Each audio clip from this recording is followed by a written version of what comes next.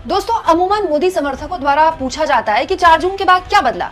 जो लोग सरकार से सवाल पूछते हैं, सरकार की आलोचना करते हैं, वो बड़े खुश हो रहे हैं 4 जून के बाद मोदी जी के अहंकार को ठेस पहुंच गई या लोगों में अब सवाल पूछने की हिम्मत बन गई। ऐसा तो कुछ भी नहीं है। मोदी पहले भी पीएम थे, मोदी जी अब भी पीएम है। बीजेपी की सरकार पहले थी, बीजेपी की नहीं तो देखिए एनडीए की सरकार तो बनी गई।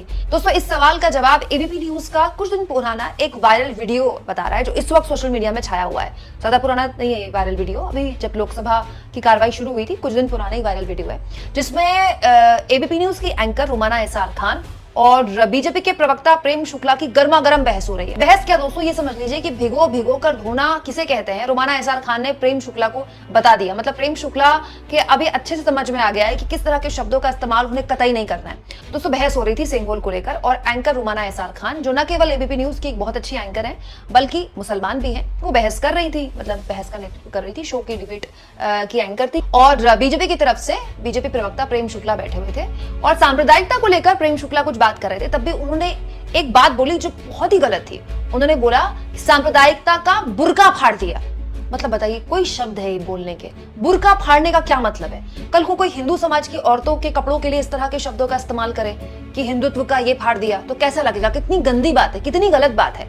बुर्का एक मुसलमान महिलाओं के लिए एक पहनने ओढ़ने वाली चीज है, जिसको वो न केवल सम्मान से देखती है बल्कि उनका समाज बहुत सम्मान से देखता है। और हमारे देश में बुर्के पर बैन तो है नहीं, लेकिन उसके बावजूद भी एक नेशनल टेलीविजन में बीजेपी के प्रवक्ता ने जानबूझकर इस तरह की घटिया बात बोली, तो एंकर रुमाना एहसान खान को बुरा लगा और उन्होंने तगड़ा जवाब देते हुए प्रेम शुक्ला से कहा, ओ बुर्का भी आ गया, अब रुमाना खान है तो बुर्का भी पहनेगी, मुसलमान है तो जिहादी होगी, मुसलमान है तो जहरीली होगी, मुसलमान है तो दबा लो, मुसलमान है तो हिंदू मुसलमान कर लो। ये पंडित शुक्ला एबीपी न्यूज पर बैठकर ज्ञान देगा और हम सुनते रहेंगे। पंडित शुक्ला मुझे नहीं बताएगा कि मैं क्या पहनूंगी क्या नहीं। पंडित शुक्ला गर्व महसूस कर सकता है किसी महिला का बुर्का तार तार करने में। पंडित शुक्ला को बहुत अच्छा लग रहा है किसी मुसलमान को यह कहते हुए कि मैं तुम्हारा बुर्का तार तार कर रहा हूं, लेकिन मैं इस स्तर तक नहीं गिरूंगी, मैं इतना नीचे नहीं जाऊंगी। पंडित शुक्ला, कोई बात नहीं पंडित शुक्ला, हो गया इनका, ये हिंदू मुसलमान से आगे नहीं बढ़ सकते।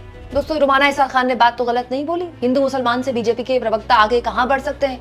लेकिन क्या ये पहली बार हुआ है? जिस तरह की बातें बीजेपी के प्रवक्ताओं ने इन्हीं चैनलों की डिबेटों में की है दोस्तों, 10 साल का रिकॉर्ड उठा लीजिए, इतनी गंदी बातें, बस अब मां बहन की गालियां देनी बची हैं, बाकी कुछ नहीं बचा।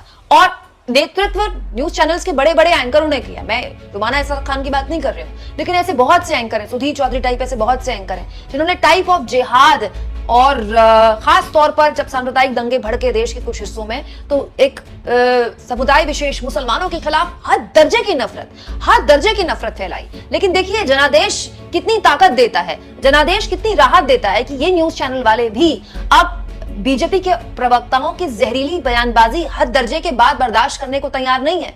रुमाना एहसान खान को बुरा लगना जायज है दोस्तों, वो उस समुदाय से आती हैं, वो मुसलमान हैं और उनके सामने कोई बोलेगा कि बुर्का फाड़ दिया तो बुरा लगेगा, बिल्कुल वैसे जैसे किसी हिंदू महिला को अगर उसके कपड़ों के लिए, उसके धार्मिक कपड़ों के लिए बोला जाए तो उसको भी बुरा लगेगा। लेकिन यहाँ बात यह है कि ये हिम्मत देखिए, ये हौसला देखिए कि जनादेश आपको ये हिम्मत देता है कि आपको अब उस लेवल का डर नहीं है कि क्या मुझे बच बच कर बोलना है। ये हिम्मत ही तो है दोस्तों कि सुधीर चौधरी को लगभग रोज राहुल गांधी की तारीफ करनी पड़ रही है, लोकसभा में राहुल गांधी के भाषण की तारीफ करनी पड़ रही है, चाहे वो फैक्ट चेक करें, लेकिन अब उनको राहुल गांधी को लेकर जिस तरह की भद्दी बातें, जिस तरह के बेहद गैर जिम्मेदाराना शोज उन्होंने किए हैं आज से लेकर अब तक, इससे पहले इसके अलावा फेक न्यूज भी फैलाई है। जी न्यूज के एक शो ने बाकायदा राहुल गांधी को लेकर फेक न्यूज फैलाई, बाद में माफी मांगी। वो हिम्मत अब नहीं की जा सकती ना दोस्तों। ये जो हौसला है ना, ये गोदी मीडिया को कह लीजिए, न्यूज चैनल्स को कह लीजिए, एंकर्स को कह लीजिए, ये जनादेश ने दिया है। जनादेश ने जो राहत दी है, यही है दोस्तों 4 जून के बाद देश को जो मिला है,